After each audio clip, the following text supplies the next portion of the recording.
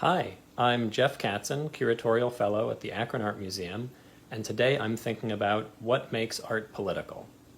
And I can hardly believe that I gave myself such a big question to cover because art has been political for thousands of years. If you think back to the Egyptian pyramids or Roman buildings with columns, those were definitely giant political artworks meant to suggest that their culture was powerful or just and true, and they were asked for by monarchs or religious leaders.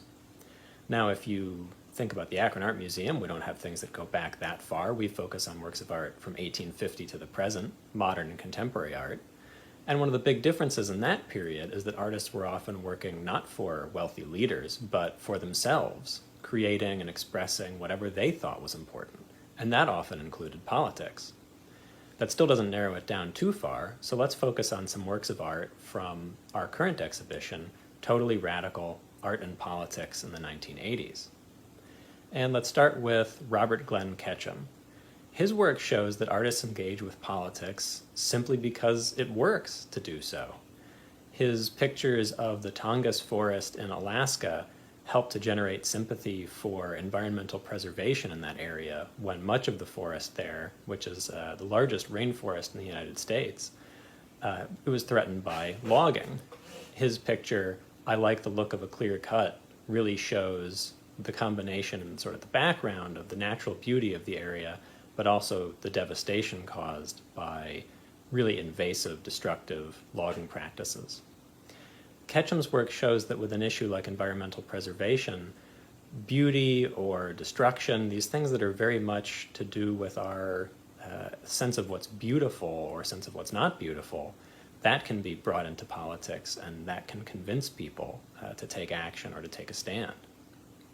Another reason why artists might engage in politics is because art can go where normal politics, where traditional negotiations and diplomats, maybe where they aren't going. That's what Robert Rauschenberg had in mind when he created his Rauschenberg Overseas Cultural Initiative, where he went to 11 different countries all around the world, brought his art, met with local people, learned about their art and culture, created dialogue, and then created works of art out of those experiences through his photographs and his collaging techniques, like the Soviet American arrays that are included in our current exhibition.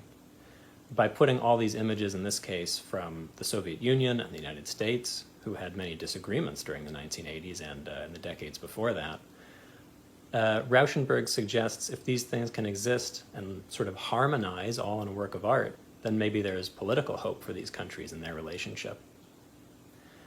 Another reason why artists might choose to engage with politics is because art provides a way for political ideas to become eye-catching and to draw people in to think about them anew. That's what the Guerrilla Girls had in mind when they plastered images like the ones featured in our exhibition all around New York City with the poster campaign.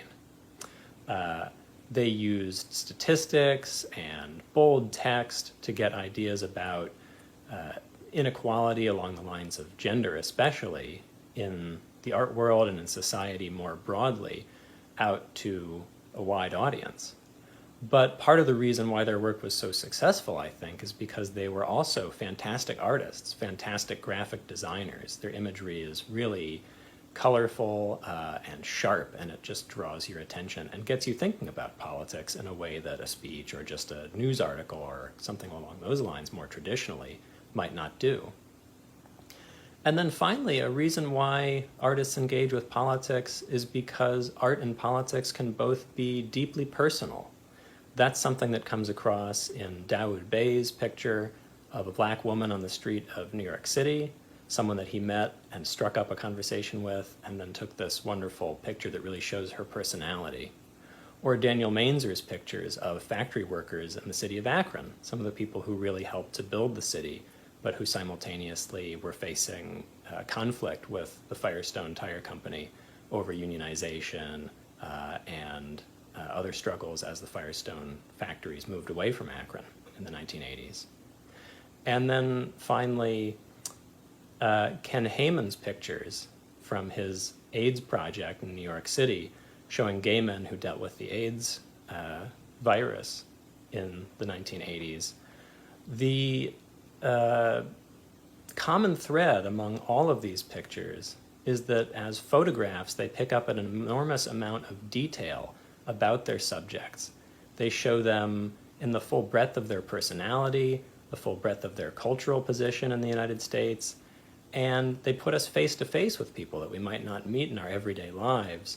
And despite their identities as black or working class or gay, they suggest that these people have a human face and that they demand respect. And those simple ideas, that may seem like a basic way to treat one another, but those are political ideas too, and they can motivate policy and they can change the way that we function as a country. And though these works, all that I've discussed, come from the 1980s, I think that their political insights remain relevant today.